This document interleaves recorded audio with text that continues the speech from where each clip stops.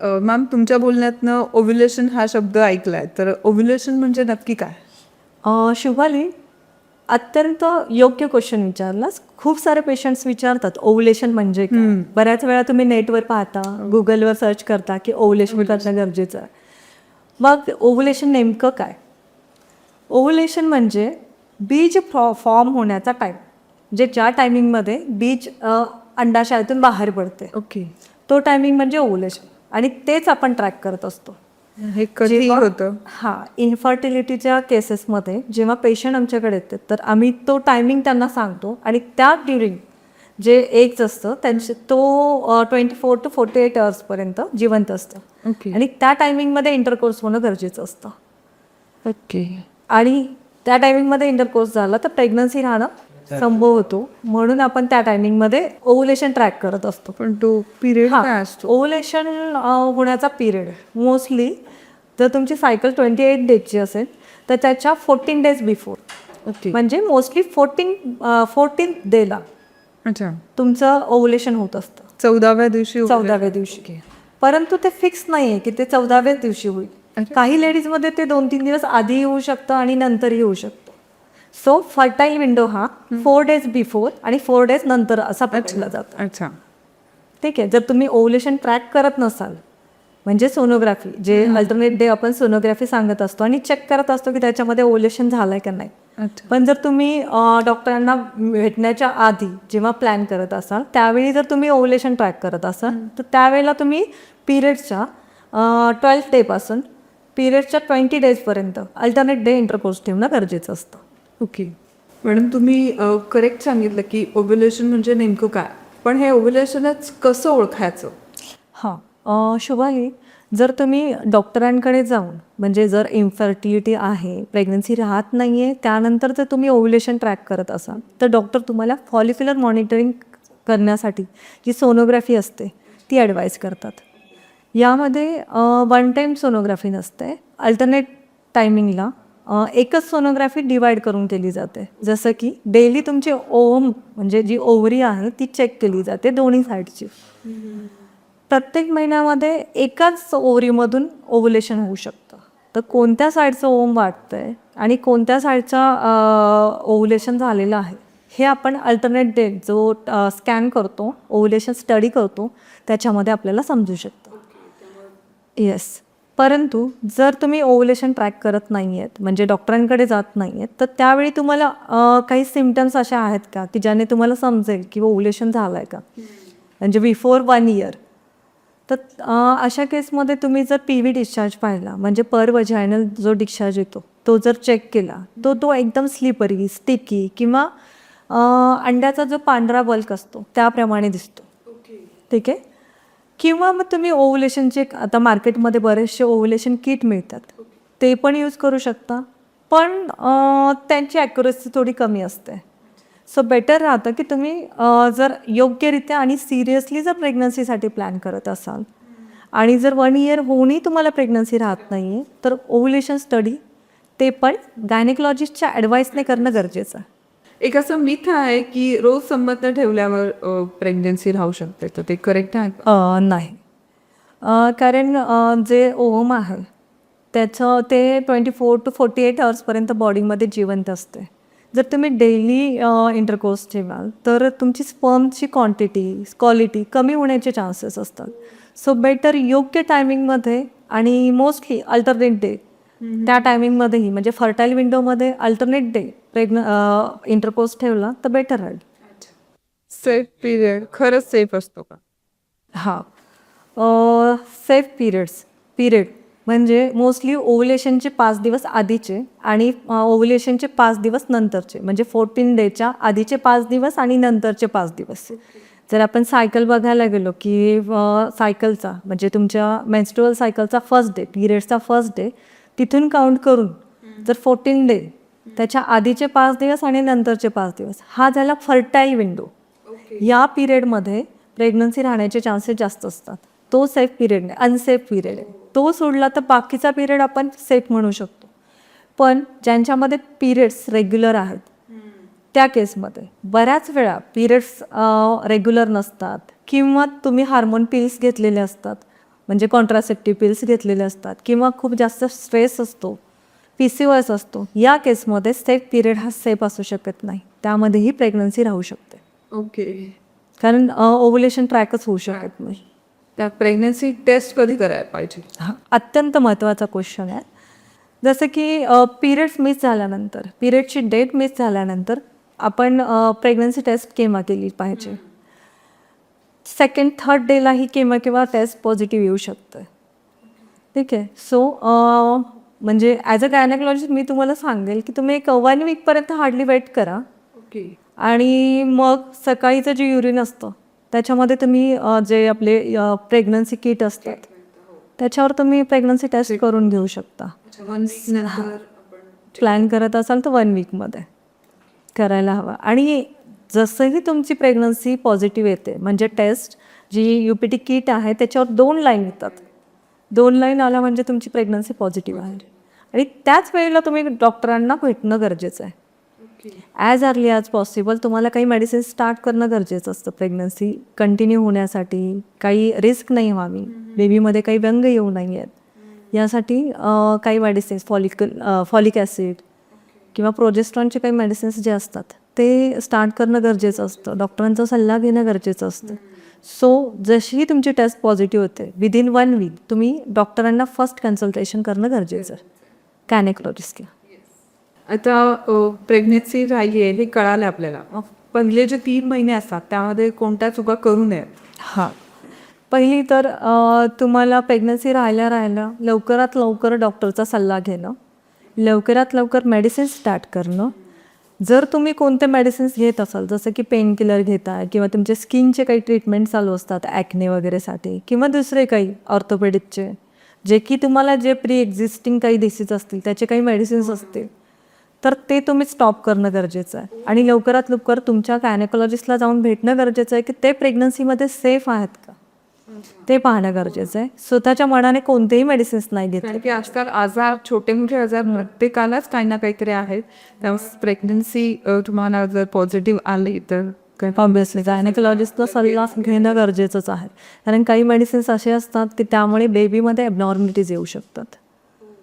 So ते गरजेचं आहे. दुसरी गोष्ट ट्रॅव्हलिंग अवॉइड करायला हवं. त्याच्यामध्ये मिसकॅरेज फर्स्ट 3 मंथ्समध्ये मिसकॅरेज होण्याचे चान्सेस जास्त असतात. सो ट्रॅव्हलिंग नाही केलं पाहिजे. अर्ली प्रेग्नन्सीमध्ये इंटरकोर्सही कमी करणं गरजेचं आहे. अवॉइड केलं तर बेटर राहतं. थर्ड थिंग काही जसे उष्ण गोष्टी असतात जसे की पपया, पायनॅपल असे काही फ्रूट्स आहेत ते तुम्ही अवॉइड करणं गरजेचं आहे. हेल्दी खाणं गरजेचं आहे. आणि एक्सरे, MRI अशा काही रेज असतात जे की बेबीवर इफेक्ट करू शकतात. सो असे रेज कुठे असतील जसं की सपोज तुम्ही कोणासोबत तरी हॉस्पिटलमध्ये जात आहे, कोणाला ॲक्सिडेंटल काही आहे आणि एक्सरे काढतात तर त्या ठिकाणी तुम्ही एक्सपोज नाही झाले पाहिजे. सो लवकरात लवकर डॉक्टरांना भेटून ह्या गोष्टींचा म्हणजे ही माहिती करून घेणं गरजेचं आहे. पहिल्या 3 महिन्यामध्ये जर हलकं ब्लिडिंग झालं तर मग घाबरून जाण्याचं कारण असतं? नाही, ऑब्विसली नाही. पण जर तुम्हाला ब्लिडिंग होत असेल, स्पॉटिंग होत असेल तर तुम्ही गायनेकॉलॉजिस्टला त्या टायमिंगला जाऊन भेटणं गरजेचं आहे. इग्नोर करून नाही चालणार. बऱ्याच वेळा ते इम्प्लांटेशन ब्लिडिंग असू शकतं, त्यावेळी स्पॉटिंग होऊ शकतं किंवा समटाईम्स ते जे सॅक असते, बेबीची जी सॅक असते त्याच्या साईडलाही ब्लिडिंग झालेलं असू शकतं. त्याला आपण सबकॉरियोनिक हिमोरेज म्हणतो. त्या केसमध्ये बेबीला काही त्रास होत नाही, पण त्या केसमध्ये काही इंजेक्शन स्टार्ट करणं गरजेचं असतं. काही हार्मोन्स गरजेचे असतात म्हणजे जसं की प्रोजेस्ट्रॉनचे इंजेक्शन्स असतात, टॅबलेट्स असतात. टोटल बेड रेस्टची गरज असते. जर तुम्ही त्या गोष्टीला इग्नोर केलं तर मात्र मिसकॅरेजची वेळ असते. पहिली सोनोग्राफी केव्हा केली पाहिजे? जर तुम्ही लवकरात लवकर गायनेकॉलॉजिस्टला भेटत असाल तरी तुम्हाला कोणतेही gynaecologist unnecessary early pregnancy scan करायला सांगणार नाहीत. मोस्टली 6 वीक्स नंतर बेबी ग्रोथ सोनोग्राफीमध्ये आपल्याला सॅक, प्रेग्नन्सीची सॅक दिसू शकते.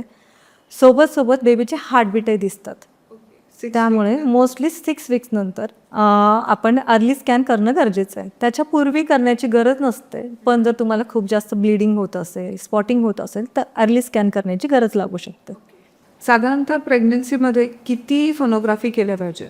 अत्यंत योग्य क्वेश्चन विचारलास. बऱ्याच वेळा लोकांना असं वाटतं की डॉक्टर्स अननेसेसरी सोनोग्राफीज सांगतात. ठीक आहे, पण जसं की मी तुम्हाला सांगितलं की 6 वीक्स टू 8 वीक्सच्या अराउंड आपली पहिली सोनोग्राफी झाली पाहिजे, ज्यामध्ये आपल्याला समजतं की प्रेग्नन्सी नक्की म्हणजे एक्झॅक्टली युटरसमध्येच आहे का, आणि बेबीला हार्टबीट आलेत का, बेबी हेल्दी आहे का, हेल्दी प्रेग्नन्सी आहे का, म्हणजे जी प्रेग्नन्सी राहिलेली आहे ती हेल्दी आहे का. बऱ्याच वेळा प्रेग्नन्सी युटरसमध्ये न राहता ट्यूब्समध्ये राहतं आहे, त्याला एक्टोपिक प्रेग्नन्सी म्हणतो, ॲबनॉर्मल प्रेग्नन्सी. तर ती खूप उशिरा समजली तर आपण ट्यूब लॉस करतो, रप्चर होण्याचे चान्सेस असतात. म्हणून फर्स्ट स्कॅन हा 6 to 8 वीक्सच्या अराउंड झालाच पाहिजे. त्यानंतर 3rd मंथमध्ये म्हणजे मोस्टली 11 to 12 वीक्सच्या अराउंड, त्यावेळेला NT स्कॅन म्हणून महत्त्वाचा स्कॅन केला जातो. तो तर करणं गरजेचंच आहे, कारण त्यामध्ये आपल्याला बेबीमध्ये काही ॲबनॉर्मॅलिटीज असतील तर ते समजतात.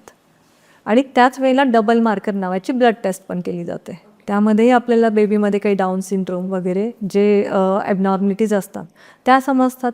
योग्य वेळी आपल्याला बेबीमध्ये काही ॲबनॉर्मॅलिटी आहेत हे समजलं तर आपण ते त्याच ठिकाणी प्रेग्नन्सी टर्मिनेट करू शकतो, स्टॉप करू शकतो, जेणेकरून नंतर होणारे त्रास आपण टाळू शकतो. त्यानंतरची सोनोग्राफी असते ती 5th मंथमध्ये, म्हणजे 17 to 20 वीक्सच्या अराउंड, त्याला म्हणतो आपण ॲनोमली स्कॅन. त्या टायमिंगपर्यंत बेबीचे पूर्ण अवयव फॉर्म झालेले असतात. त्यामध्ये आपण प्रत्येक पार्ट पाहतो बेबीचा, आणि त्यामध्ये आपल्याला समजतं की बेबीमध्ये काही ॲबनॉर्मॅलिटीज आहेत का, जसे की बेबीच्या फिंगर्सपासून, नोजपासून, एव्हरीथिंग, नेल्स वगैरे सगळ्या गोष्टी त्यामध्ये चेक केल्या जातात. तो स्कॅन तो तुम्ही प्रेग्नन्सीमधले अत्यंत महत्त्वाचा स्कॅन म्हणजे ॲनोमली स्कॅन, तो केव्हाही अवॉइड नाही केला पाहिजे. तो 19 वीक्सच्या अराउंड तुम्ही केला तर ॲज पर गव्हर्नमेंट नॉर्म, म्हणजे ॲबॉर्शनचे जे नॉर्म्स असतात, बेबीमध्ये काही ॲबनॉर्मॅलिटी असेल तर गव्हर्नमेंटच्या नॉर्मप्रमाणे तुम्ही एक 24 वीक्सपर्यंत 20 to 24 वीक्सपर्यंत बेबी टर्मिनेट करू शकतो. तो अवॉइड नाही केला पाहिजे. त्यानंतर एक 28 वीकच्या अराउंड एक स्कॅन केला जातो, त्याच्यामध्ये बेबीचं वेट किती आहे, बेबीची ग्रोथ, त्याला ग्रोथ स्कॅन म्हणतो आपण, त्याच्यामध्ये बेबीची ग्रोथ समजते. बेबीला ब्लड सप्लाय डॉपलर म्हणून तपासणी असते, त्याच्यामध्ये आपल्याला युट्राईन डॉपलर, जर बेबीला ब्लड सप्लाय जो होतो तो प्रॉपरली होतो आहे का नाही हे समजतं. मग 20 वीकच्या अराउंड एक सोनोग्राफी, त्याच्यानंतर 28 वीकला करायची आहे तुम्हाला, आणि त्याच्यानंतर फुल टर्मची सोनोग्राफी. म्हणजे आता बेबी मॅच्युअर झाला आहे का ते 36-37 वीकच्या अराउंड. 36 वीक्स नंतर बेबी पूर्ण मॅच्युअर झालेलं असतं, आणि त्यानंतर केव्हाही डिलिव्हरी झाली तरी चालतं. पण त्यावेळेला आपल्याला हे माहिती असायला पाहिजे की बेबीची पोझिशन काय, बेबीचे पाय खाली आहेत का, डोकं खाली आहे, बेबीच्या साईडचं पाणी किती आहे, इवन बेबीची ग्रोथ प्रॉपर झाली आहे का नाही, बेबीचं म्हणजे प्रॉपर ग्रोथ होती आहे का नाही हे बघण्यासाठी, आणि साईडचं पाणी किती आहे हे चेक करण्यासाठी शेवटचा स्कॅन मात्र महत्त्वाचा असतो. आणि त्याच्यावरच तुमचं डिसिजन ठरतं की तुमची डिलिव्हरी ही नॉर्मली होऊ शकते, नॉर्मल डिलिव्हरी, वजायनल डिलिव्हरी होऊ शकते की सिझेरियन करण्याची गरज आहे. ओके, हे पण समजतं. येस. हो, त्यामुळे खूप छान मॅडम, तुम्ही खूपच चांगलं एक्सप्लेन केलं आहे की कधी केली पाहिजे आणि का केली पाहिजे. ओके, नक्कीच आमच्या मैत्रिणींना याचा उपयोग होणार आहे. बस. बऱ्याच वेळेला लोकांचा एक समज असतो की म्हणजे आधीच्या बायका असं म्हणायच्या की आता तू डॉक्टरांकडे गेली तर ही एवढी भली मोठी लिस्ट दिली आहे गोळ्यांची, औषधांची, ही काय घेऊन नको, याची काय गरज नसते, आमचं नाही का झालं असं. तर मग तुम्ही काय याच्यावर सांगू इच्छिता? हे टोटली मिथ आहे की म्हणजे मी पण ऐकलं आहे बऱ्याच जणांचं की नाही, मेडिसिन घेणं गरजेचं नाही आहे. पण खरं सांगायला गेलं तर हे मेडिसिन्स हे सप्लिमेंट्स असतात जे की ऑलरेडी तुमच्या बॉडीमध्ये आहे. ठीक आहे, जे की प्रोजेस्ट्रॉन, जे प्रेग्नन्सीसाठी गरजेचं आहे, प्रेग्नन्सी कंटिन्यू होण्यासाठी, बेबीची ग्रोथ होण्यासाठी गरजेचं आहे, जे ऑलरेडी तुमच्या बॉडीमध्ये आहे. पण तुम्हाला मिसकरेज होऊ नये, बेबीची ग्रोथ प्रॉपरली व्हावी म्हणून प्रोजेस्ट्रॉन चालू केलं जातं आपण. आणि जे 3rd मंथ नंतर आपण जे सप्लिमेंट्स चालू करतो, जसे की कॅल्शियम, आयर्न, प्रोटीन, हे तर ऑलरेडी आपल्या बॉडीमध्ये आहेत. आणि हे जेव्हा आपण स्टार्ट करतो तर त्यामुळे बेबीची ग्रोथ चांगली होते, बेबीचं वेट चांगल्या प्रकारे गेन व्हायला लागतं, आणि मदरही प्रिपेअर होते डिलिव्हरीसाठी. ओके, म्हणजे तोपर्यंत तिचं HB कमी होत नाही, हिमोग्लोबिन जे आहे ते कमी होत नाही, आणि ती प्रॉपरली प्रिपेअर होऊन जाते. पूर्वीच्या काळामध्ये मेडिसिन्स घेतले जात नव्हते किंवा त्यांना मेडिकल फॅसिलिटी तेवढ्या अवेलेबल नव्हत्या, गायनेकोलॉजिस्ट अवेलेबल होऊ शकत नव्हते नियर बाय. आणि इवन त्यावेळी त्यांची परिस्थिती तशी नव्हती. त्या काळामध्ये घरी डिलिव्हरी होत होत्या, पण काही लेडीजने त्या काळामध्ये त्यांचा जीवही गमावला आहे. काही लहान मुलांमध्ये म्हणजे जे डिलिव्हरी होणारी बाळं आहेत ती पण त्याच्यामध्ये बऱ्याच वेळा गमावली गेली आहेत. तर आत्ताच्या सिच्युएशनला मेडिकल सिस्टीम एवढी डेव्हलप झालेली आहे, तुम्हाला गायनेकोलॉजिस्ट खूप सारे अवेलेबल आहेत. दुसरी गोष्ट, त्यावेळीचा आहार सकस होता. आत्ताचा आहार तेवढा सकस राहिलेला नाही आहे, तेवढे स्ट्रॉंग नाही आहे. पण लेडीचा आहेत त्या तेवढ्या स्ट्रॉंग नाही आहेत. पूर्वी 8 डिलिव्हरीज होत होत्या, एक लेडी 8 डिलिव्हरी होईपर्यंत स्ट्रॉंग राहत होती. पण आता तेवढी ताकद लेडीजमध्ये नाही राहिलेली आहे. आणि एज्युकेशन चांगल्या प्रकारे आहे, सर्वांना आता एज्युकेटेड आहेत, तर ऑब्व्हियसली त्यांनी तेवढं अवेअर राहणं गरजेचं आहे. आणि गायनेकोलॉजिस्टने दिलेले मेडिसिन्स घेणं पण गरजेचं आहे. त्याचा साईड इफेक्ट नाही आहे हे तर मी तुम्हाला नक्कीच सांगू शकते. खरंच मॅडम, तुम्ही आज प्रेग्नन्सी राहण्यासाठी काय काय केलं पाहिजे, प्लॅनिंग कसं केलं पाहिजे, एज ग्रुप काय असावा, धोके काय आहेत, मग दोघांच्या कोणकोणत्या टेस्ट केल्या पाहिजेत, हे अगदी सरळ सोप्या भाषेत आज आपल्याला समजलं आहे, हो ना? तर खूप खूप धन्यवाद मॅडम, आज तुम्ही आलात आणि आम्हाला एवढं छान मार्गदर्शन केलं. Thank you. Thank you so yes. Vighnaharta super speciality hospital, Keshavnagar, Mundhwa, Pune हे मांजरी एरियामधील एक NABH ॲक्रिडेड हॉस्पिटल आहे. या ठिकाणी सर्व सुपर स्पेशालिटीचे डॉक्टर्स अवेलेबल आहेत, जसं की super consultant doctor Anil Keskar sir as a urologist म्हणून कार्यरत आहेत. मी डॉक्टर रश्मी पोटे गायनेकोलॉजिस्ट म्हणून कार्यरत आहे. आणि मेडिसिन डिपार्टमेंट, ऑर्थोपेडिक डिपार्टमेंट असे सर्व डिपार्टमेंट्स अवेलेबल आहेत. या ठिकाणी ॲज अ गायनेक डिपार्टमेंट म्हणजे मॅटर्निटी होम, सुसज्ज असे मॅटर्निटी होम आहे. इथे आम्ही नॉर्मल डिलिव्हरी, सिझेरियन डिलिव्हरी, तसेच हाय रिस्क पेशंटचे deliveries, infertility, painless normal delivery हाही कन्सेप्ट इथे आम्ही राबवतो आहोत. तसेच काही इनफर्टिलिटी पेशंट, PCOD आणि गायनेक रिलेटेड काही कंप्लेंट्स असतील, काही समस्या असतील, त्यासाठी तुम्ही मला विघ्नहर्ता सुपर स्पेशालिटी हॉस्पिटलमध्ये कन्सल्टेशनसाठी भेटू शकतात. मला कन्सल्ट करण्यासाठी अपॉइंटमेंटसाठी स्क्रीनवर दिलेल्या नंबरवर तुम्ही संपर्क साधू शकता. थँक्यू.